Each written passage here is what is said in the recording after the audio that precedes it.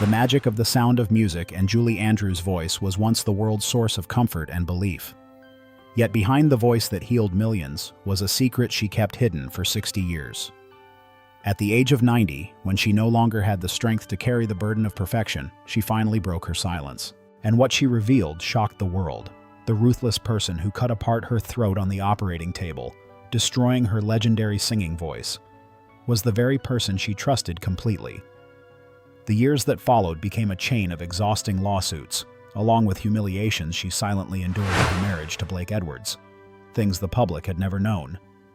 It seemed that the cruelest blows in life were all inflicted upon the woman who had once been the symbol of perfect happiness. Why did a woman who once made the whole world smile have to spend so many years living in pain? What truly happened to Julie Andrews? For the first time, she revealed everything. And the truth is even more surprising than you might imagine. Julie Andrews was born on October 1st, 1935, with the birth name Julia Elizabeth Wells. Her childhood was far from peaceful, despite the elegance she would later project.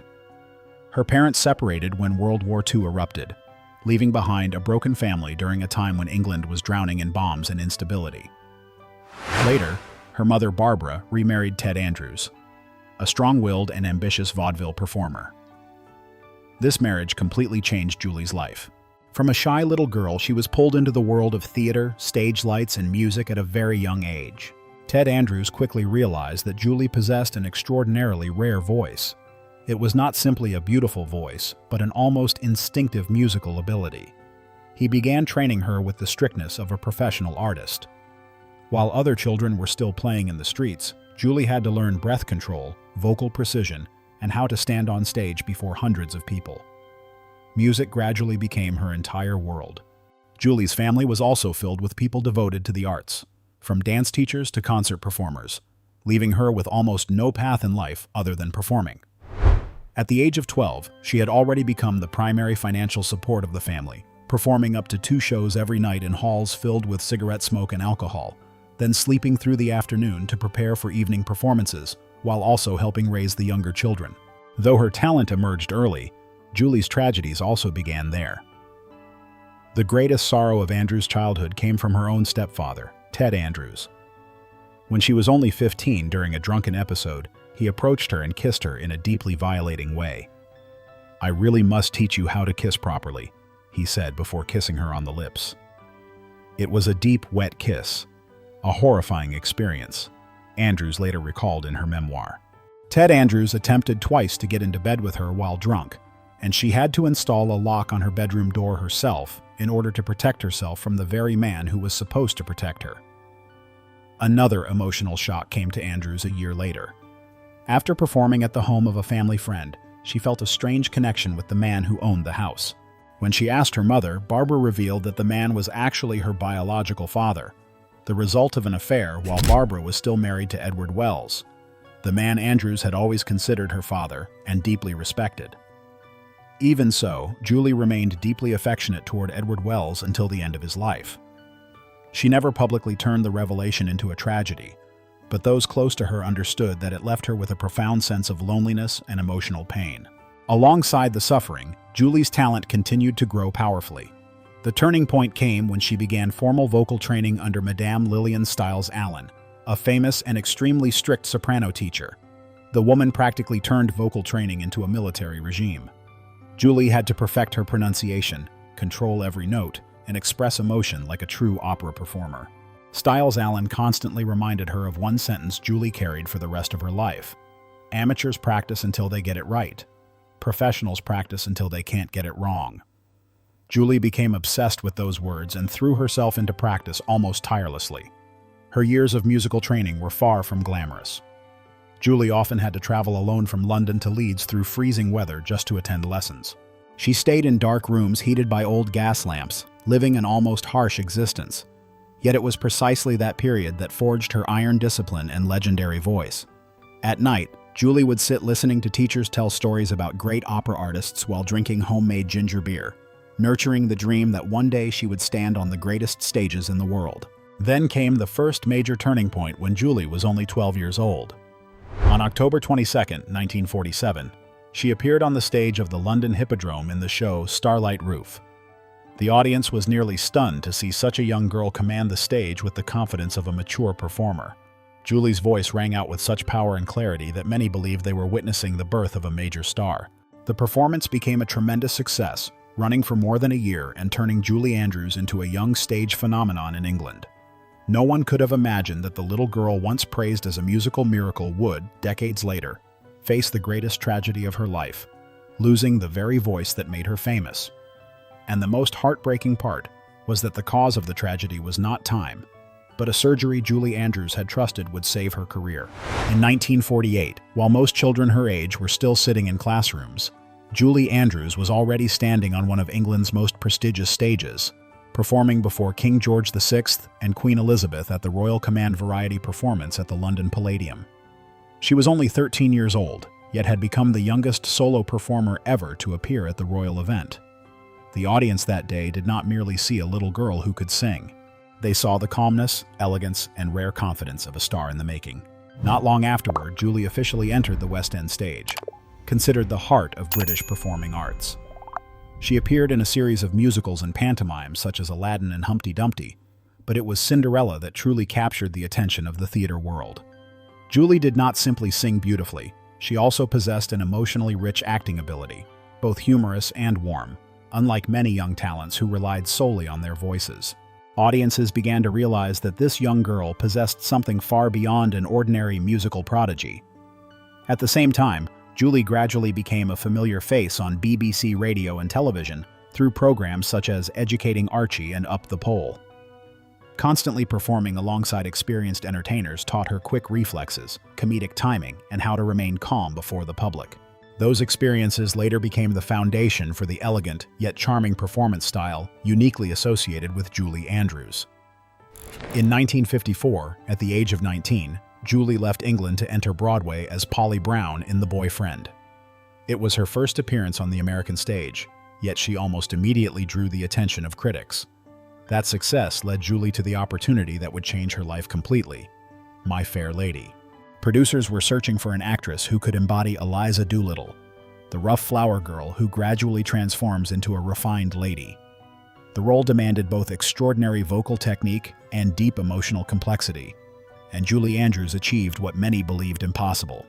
From opening night in 1956, Broadway audiences were mesmerized watching her transform on stage from scene to scene, both strong and fragile at once. Songs such as I Could Have Danced All Night and Wouldn't It Be Loverly quickly became Broadway musical icons. My Fair Lady ran for more than 2,700 performances, an almost unimaginable number at the time. Julie received the first Tony nomination of her career and was regarded as the most promising stage actress of her generation, but few people knew she had nearly lost the role. Yet just as Hollywood began adapting My Fair Lady into a motion picture, Julie Andrews received the first major shock of her career. Although she was the one who had made Eliza successful on stage for years, the studio still chose Audrey Hepburn for the film adaptation.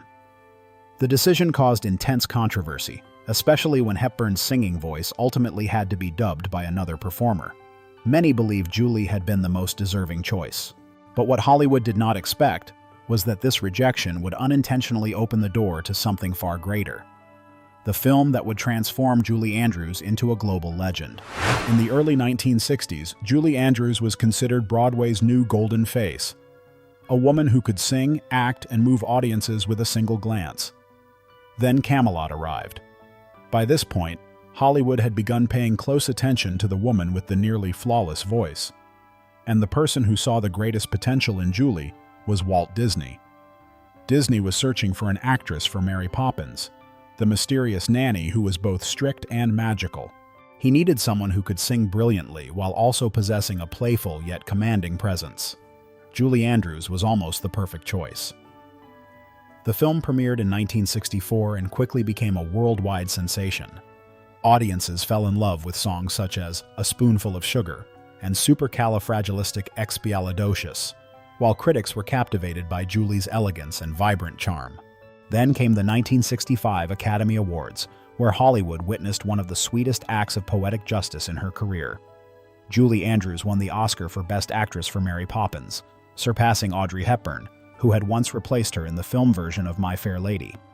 To many people, it was proof that Hollywood had underestimated Julie Andrews and paid the price for that decision. But Mary Poppins was still not the true peak. Only 1 year later, Julie entered history again with The Sound of Music. In the role of Maria, the young nun who brings music into the Von Trapp family during wartime, she moved millions of viewers around the world. The film became a massive box office phenomenon and one of the most successful works of all time. The image of Julie spinning on the lush green mountain became an immortal cinematic symbol, even though behind that dreamlike scene were countless moments of her being knocked down into the grass by the force of the helicopter wind. Many directors and co-stars said Julie Andrews had the ability to make an entire film crew feel comfortable simply through her presence. Audiences of that era almost viewed Julie Andrews as the embodiment of perfection itself. Mothers wanted their daughters to be as gentle as she was. Children wanted to hear her sing before going to sleep.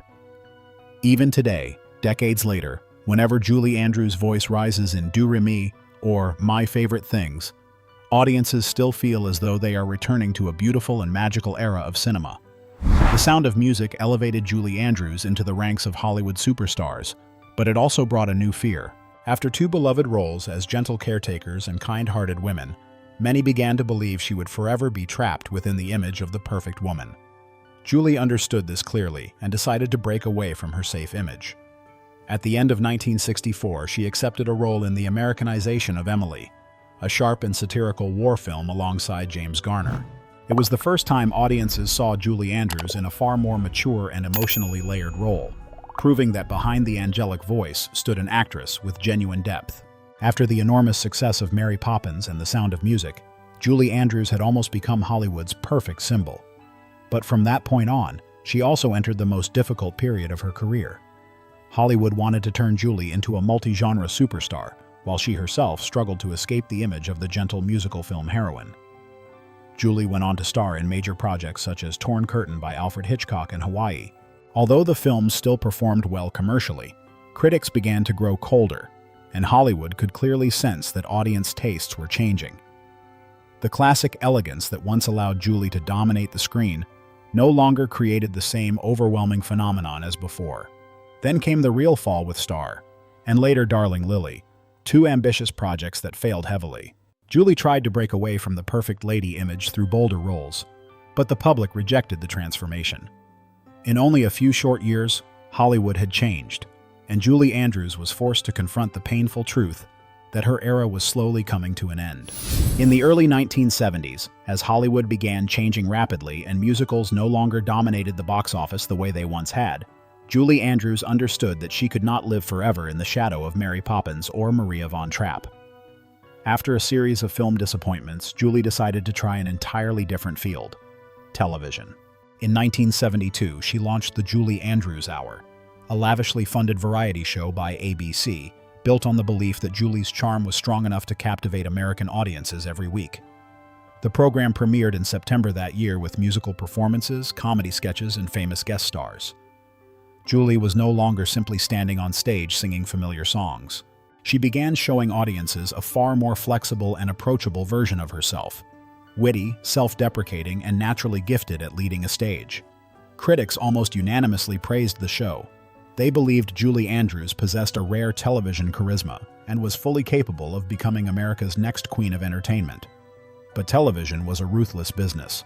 Despite critical acclaim, the Julie Andrews Hour struggled in the ratings against hugely popular programs airing in the same time slot. After only one season of 24 episodes, ABC canceled the show in 1973. It was a major shock for Julie. She had originally signed a 5-year contract, something extremely rare at the time, yet still could not keep her show on the air. Then something strange happened immediately afterward. Only weeks after being canceled, the Julie Andrews Hour unexpectedly won big at the Emmy Awards, taking home several major honors, including Outstanding Variety Series.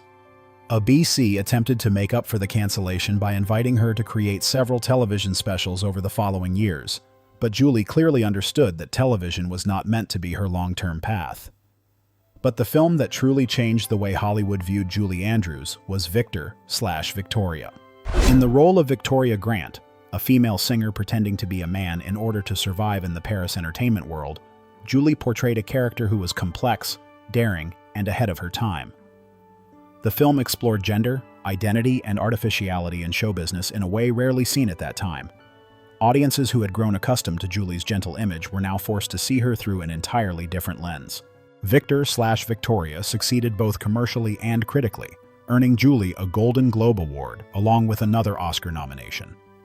More importantly, it proved that she was not merely Hollywood's old musical legend. She was an actress capable of reinventing her career in ways nobody expected. And yet everything collapsed after what seemed like a simple surgery. The voice that had enchanted the entire world suddenly disappeared almost forever, leaving behind a shock that many still consider one of the most heartbreaking and unbelievable tragedies in Hollywood history. The tragedy began in 1997, while Julie Andrews was performing continuously on Broadway in Victor/Victoria. After months of intense singing, she began experiencing hoarseness and throat pain.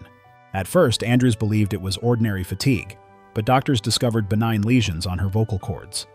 They reassured her that it was a fairly routine surgery and that she would soon recover and return to the stage.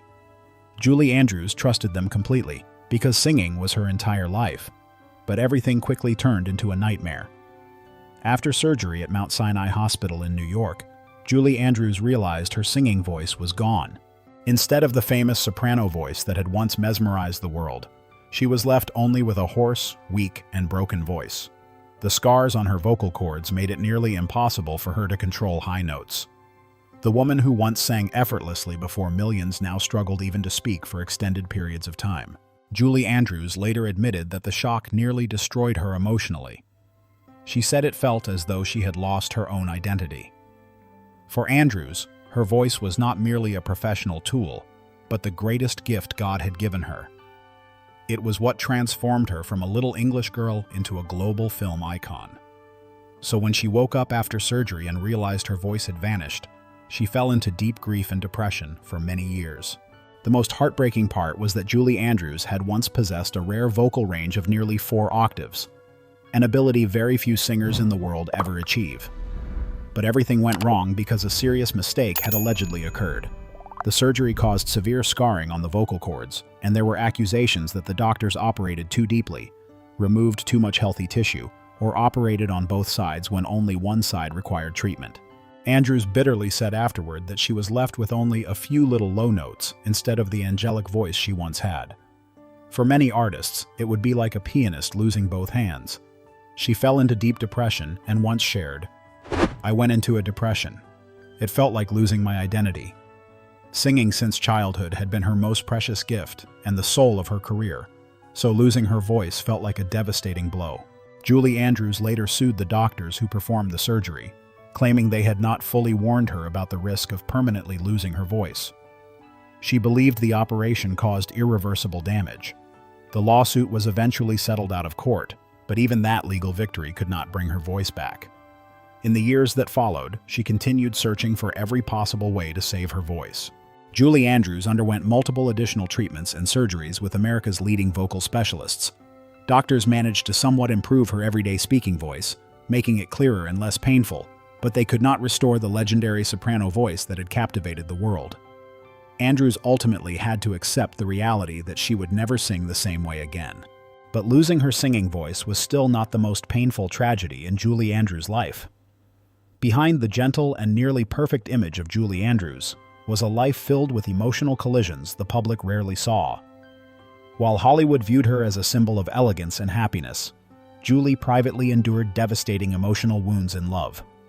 In 1959, Julie married Tony Walton, the man who had admired her since they were both very young. Walton first saw Julie perform when she was only 11 years old and was almost hypnotized by her talent. Over time, friendship gradually became love. They became one of Hollywood and Broadway's most promising artistic couples. Tony even helped design costumes for Mary Poppins, the film that turned Julie Andrews into a global star. In 1962, they welcomed their first daughter, Emma Walton Hamilton, and to many people, the family seemed almost perfect. But behind the beauty, the distance between them continued to grow. The pressure created by the explosive fame of Mary Poppins and the Sound of Music placed tremendous strain on the marriage. In her memoir, Homework, Andrews recalled that she and Walton often lived far apart because their careers kept them on opposite sides of the Atlantic. Beyond the pressures of fame, Andrews herself was also struggling with deep psychological wounds from her past. She admitted, "I behaved in ways that frightened me enormously. It's terrible when wonderful things are happening to you and you can't enjoy them." Andrews turned to psychoanalysis, 5 days a week for 5 years, searching for peace and control over her life. Finally, in 1967, Julie Andrews filed for divorce from Tony Walton. Despite the separation, the two remained friends. Andrews said, "Tony and I have known each other since I was 12 or 13 years old.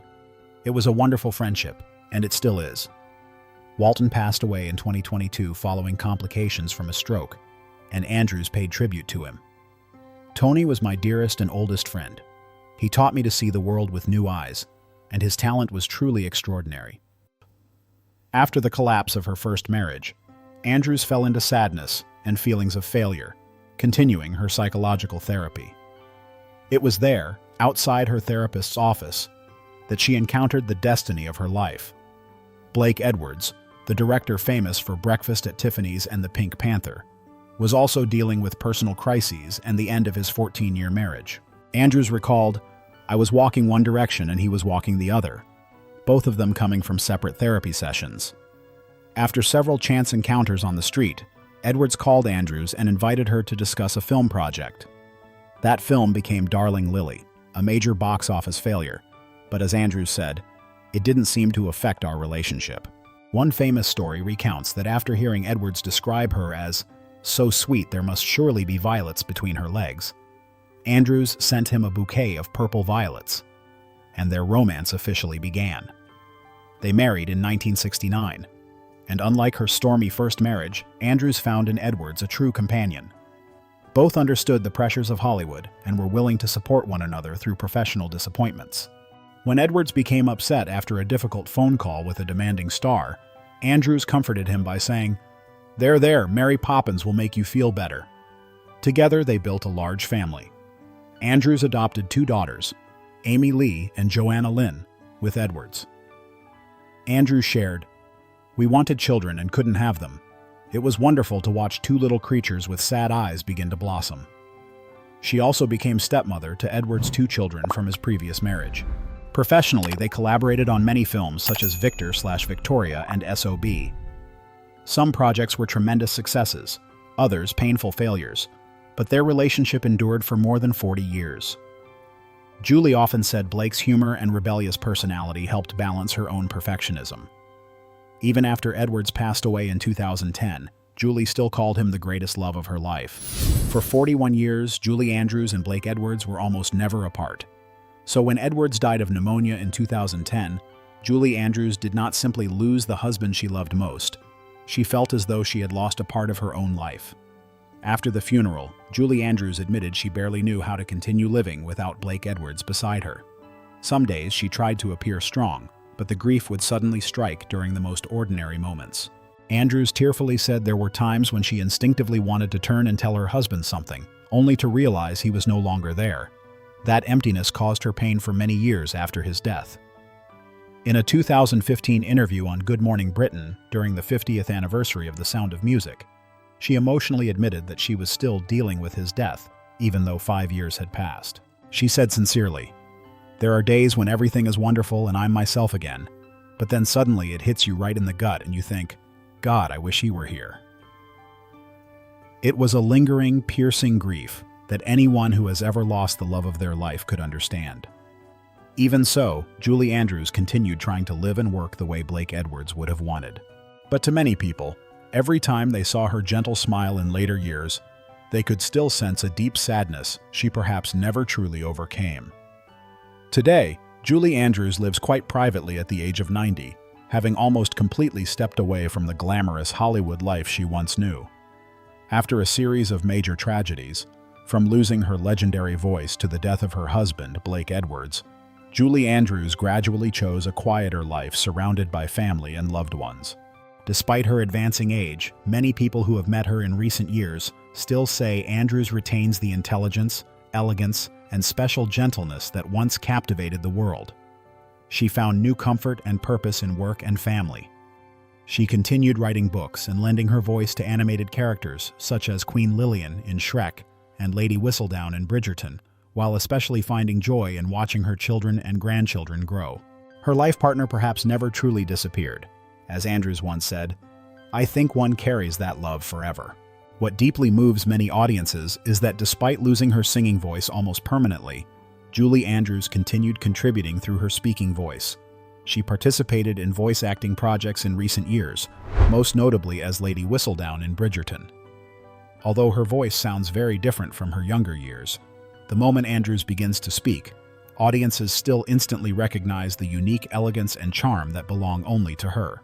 To her, Edwards is still there, in every memory, in every film they made together such as 10 and Victor/Victoria, and in the heart of the woman who chose to love him completely for 41 years. A love that was not only romantic, but also healing for both of them, and one that continues to illuminate the road ahead for her.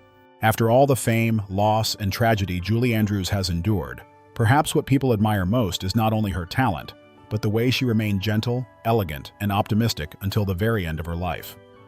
From a little girl with an angelic voice who became a Hollywood legend, only to later witness that very voice disappear forever, Julie Andrews experienced nearly every painful emotion life could offer. But after everything, she still chose to smile, to continue living, to continue loving, and to preserve a rare kindness within a constantly changing Hollywood. And perhaps that is what truly makes Julie Andrews a legend. In your opinion, what was the most unforgettable moment in her life and career? Leave your thoughts below. Thank you all for watching, and if you enjoy emotional Hollywood stories like this one, don't forget to subscribe to the channel so we can continue exploring more legends behind the glamour.